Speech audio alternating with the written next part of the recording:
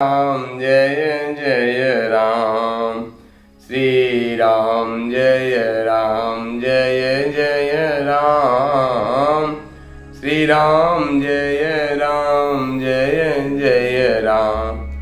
मेरे प्रभु राम, हम सबके श्री राम के इस 63वें संस्करण में आप सभी का स्वागत है, आप सभी का अभिनंदन है। प्रिय मित्रों, आप सबको यह रामचरितमानस का सत्संग बहुत ही सुंदर लग रहा है। इसको लाइक शेयर सब्सक्राइब करके बेल आइकन जरूर दबा दें और अपने सोशल मीडिया पे इसको अधिक से अधिक शेयर करें। यही आप सबकी भगवान श्री रामचंद्र जी के श्री चरण कमलों में मंगलमय सेवा होगी। तो आइए शुभारंभ करते हैं। मेरे प्रभु राम, हम सबके श्री राम के आज 61वें दोहे से लेके 62वें दोहे तक के मूल पाठ को तो श्री रामचंद्र भगवान की जय। पिता भवन उत्सव परम, जो प्रभु आयसु होय, तो मैं जाऊं कृपा यतन, सादर देखन सोई। सियापति राम मेरे प्रभु राम, कहूँ नीक मोरे हूँ मन भावा, यह अनुचित नहीं नेवत पठावा। दक्ष सकल निज सुता बुलाए, हमरे बयर तुम बिसराई। ब्रह्म सभा हम सन दुख माना, तहीं ते अजहूं करहीं अपमाना। जो बिन बोले जाहूं भवानी, रहई न सीलु सनेहु न कानी। यद्यपि मित्र प्रभु पितु गुरु गेहा, जायें बिन बोलेहु न संदेहा। तदपि विरोध मान जह कोई, तहाँ गए कल्याण न होई। भांति अनेक शंभु समझावा, भावी वसन ज्ञान उरावा। कहाँ प्रभु जाऊं जो बिनहि बुलाए, नहीं भली बात हमारे भाई। कहीं देखा हर जतन बहु, रहन दक्ष कुमार। दिए मुख्य गण संग तब, विदा कीन त्रिपुरार। सियापति राम मेरे प्रभु राम, रामचंद्र भगवान की जय। मेरे प्रभु राम, हम सबके श्री राम के इस 63वें संस्करण में आप सभी का स्वागत है, आप सभी का। प्रिय मित्रों, आप सबको यह सत्संग बहुत ही सुंदर लग रहा है, तो आप इसको लाइक शेयर सब्सक्राइब करके बेल आइकन जरूर दबा दें। यही आप सबकी भगवान श्री चरणों मंगलमय सेवा हो। पिता भवन उत्सव परम, जो प्रभु आयसु होय, तो मैं जाऊं कृपा यतन, सादर देखन सोई। सियापति राम मेरे प्रभु राम। हे प्रभु, मेरे पिता के घर बहुत बड़ा उत्सव है। यदि आपकी आज्ञा हो तो हे कृपाधाम, मैं आदर सहित उसे देखने जाऊं।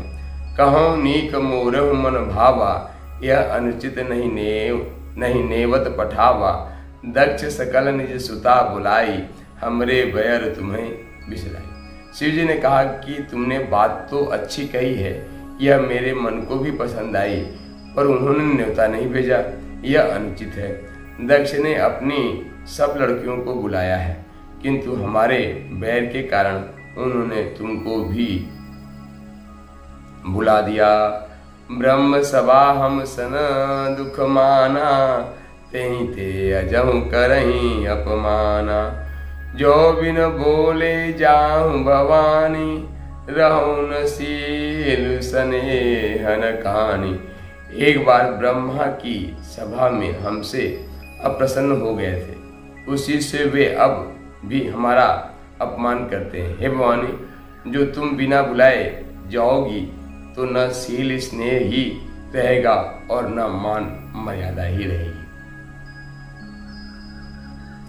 यद्यपि मित्र प्रभु पितु गुरु गेहा, जाय न बिन बोले हुन संदेहा, तदप विरोध मान जह कोई, कहाँ गए कल्याण न होए। यद्यपि इसमें संदेह नहीं कि मित्र, स्वामी, पिता और गुरु के बिना घर बिना बुलाए भी जाना चाहिए, तो भी जहाँ कोई विरोध मानता हो उसके घर जाने से कल्याण नहीं होता। भांति अनेक शंभु समझावा, भावी वसन ज्ञान उर आवा, कह प्रभु जाहु जो बिना ही बुलाए, नहीं भल बात हमारे भाई। शिव जी ने बहुत प्रकार से समझाया, पर होनहार वश सती के हृदय में बोध नहीं हुआ। फिर शिव जी ने कहा कि यदि बिना बुलाए जाओगी तो वह हमारी समझ में अच्छी बात न होगी। कहीं देखा हर जतन बहु, रहे न दक्ष कुमार, दिए मुख्य गण संग, तब विदा कीन त्रिपुरार।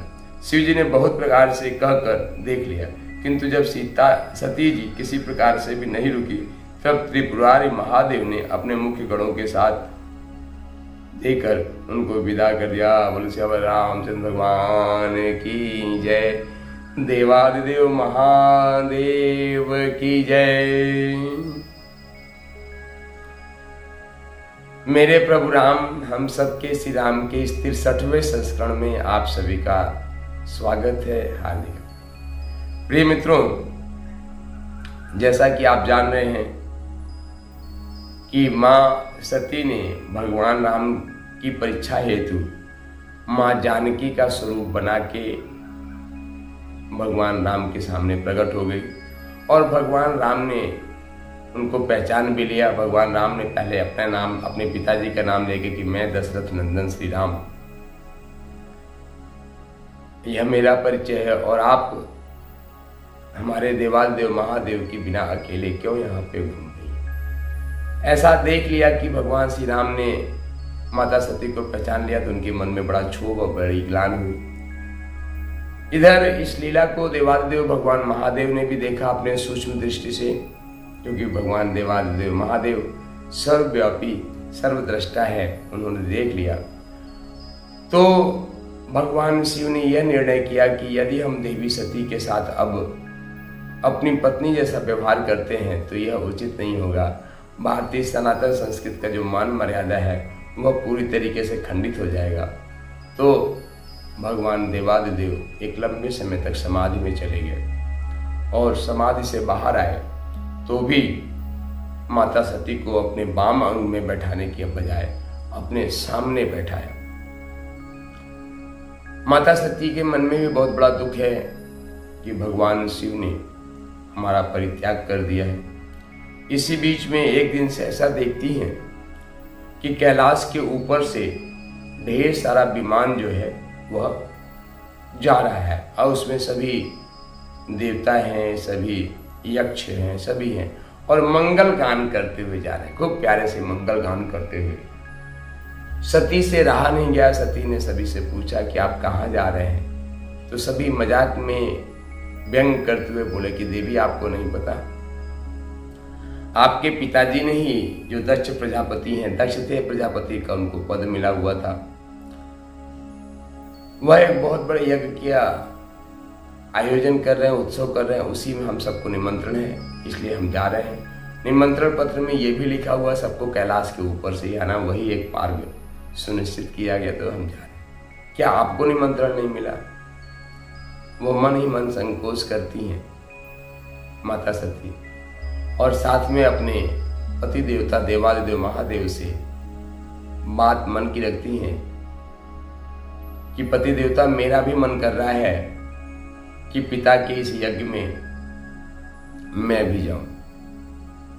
देवादिदेव महादेव भी कहते हैं कि सती देवी, मन तो मेरा भी कर रहा है चलने का, पर क्या करें, आपके पिताजी ने हमारे को और आपको कोई निमंत्रण नहीं भेजा, जबकि आपकी अन्य बहनों को वहां पे बुलाया है उनकी जमाता सहित। पर चूंकि आपके पिता देव दक्ष प्रजापति इस मिट्टी से मतलब देवादिदेव महादेव से बैर रखते हैं, तो उसी बैर को ध्यान में रखते हुए बुला नहीं रहे। और विशेष बात यह है कि मित्रों की इस यज्ञ उत्सव का आयोजन ही देवादिदेव महादेव के अपमान के निमित्त किया गया था। मतलब इस यज्ञ का संकल्प ही था कि देवादिदेव महादेव का अपमान करना है। कल्पना करो मित्रों कि जो देवादिदेव महादेव इस सृष्टि के संचलन में, यह सृष्टि एक सुव्यवस्थित ढंग से क्रमबद्ध से आगे आनंद पूर्वक आगे बढ़ता जाए, उसके संचालन में उनकी अपनी बहुत महत्वपूर्ण भूमिका है। और ऐसे देवादिदेव महादेव भोलेनाथ को यदि निमंत्रण नहीं दिया जाए तो उसे क्या होगा, यह आगे आप श्रवण करेंगे। तो कई प्रकार से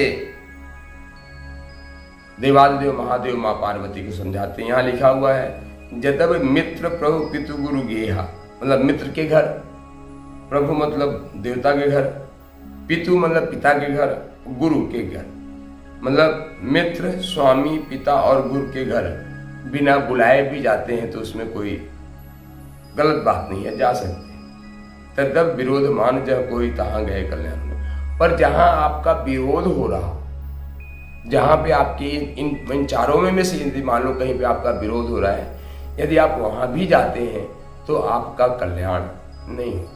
क्यों? क्योंकि मित्रों यह जो पूरा संसार है, ब्रह्मांड है, यह ऊर्जा से बना हुआ है। और ऊर्जा के साथ में एक और सिद्धांत है कि जैसे कि मान लीजिए कि हम किसी को प्रेम करते हैं, तो यदि हम उसको प्रेम करते हैं तो उसके हृदय से भी हमारे प्रति प्रेम की ही तरंगे निःसृत होंगी। सामान्यतः यही होता है।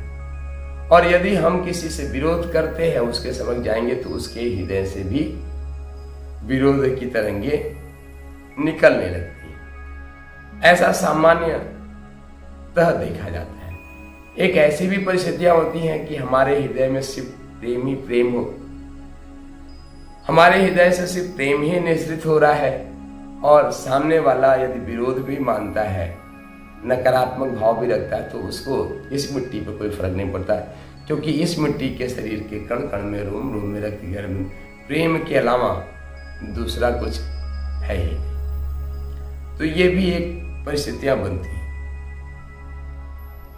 फिर भी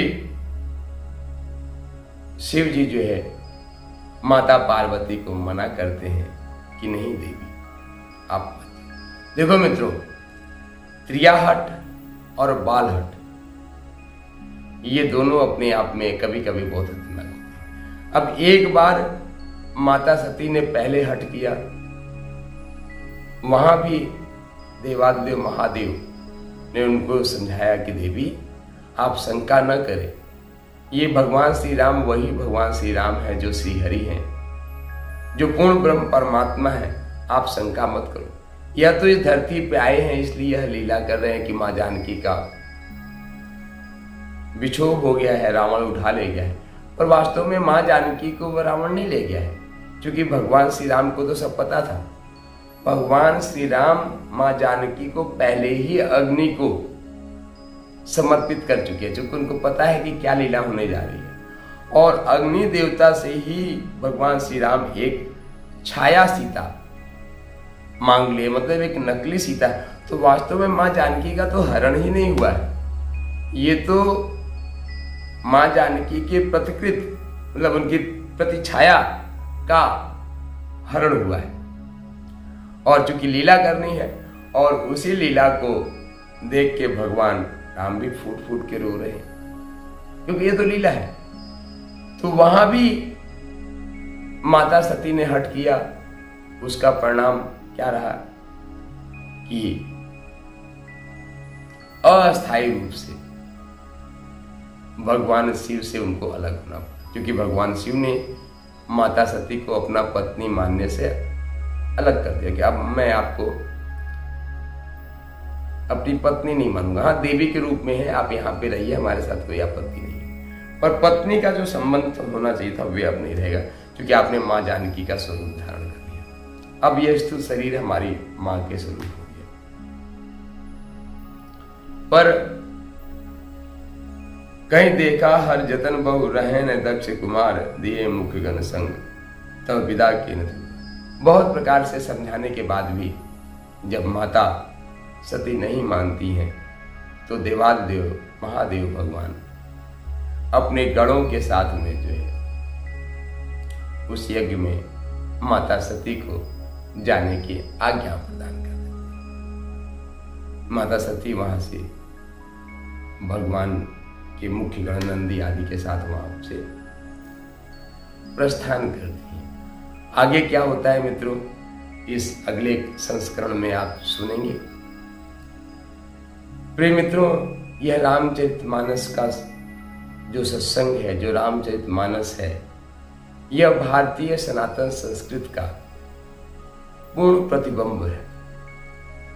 भारतीय सनातन संस्कृत के में जो परिवार का संगठन है, जो परिवार का पूरा क्रम है, पति पत्नी, भाई बहन, माता पिता, इन सब के जीवन में क्या संबंध होना चाहिए, कैसा होना चाहिए, इसका बहुत ही सुंदर, बहुत ही विस्तार से रामचरितमानस में वर्णन है।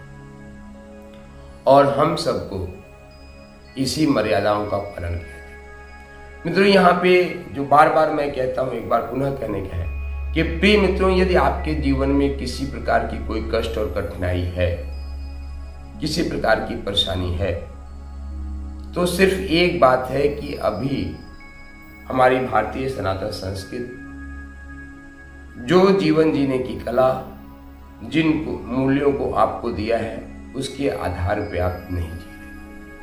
यदि उसके आधार पे जीना शुरू कर देंगे, उन मान्यताओं को अपने हृदय में धारण करेंगे, तो आपके सामने परिस्थितियां चाहे जैसी भी हो, पर आप दुखी नहीं हो सकते। क्यों? क्योंकि भारतीय सनातन संस्कृति इतना बड़ा संबल में मनुष्य को देता है। हर परिस्थितियों में रहने वाले मनुष्य को एक संबल देता है। परिस्थितियां व्यक्ति के, हर व्यक्ति के चारों तरफ विभिन्न प्रकार की होती हैं, पर वह परिस्थितियां आपको डिगा दे तो फिर आप पूर्ण परमात्मा के अंश कैसे कहलाएंगे। हम सबको हमेशा सदैव यह स्मरण में रहना चाहिए कि इस नश्वर शरीर में तो नश्वर है ही है, इसके अंदर मन बुद्धि चित्त अहंकार भी नश्वर है। यह शरीर जो है, इसके अंदर जो निवास करता है चिदानंद शिवोहम शिवोहम, पूर्ण ब्रह्म परमात्मा इस हृदय के अंदर ही निवास करता है।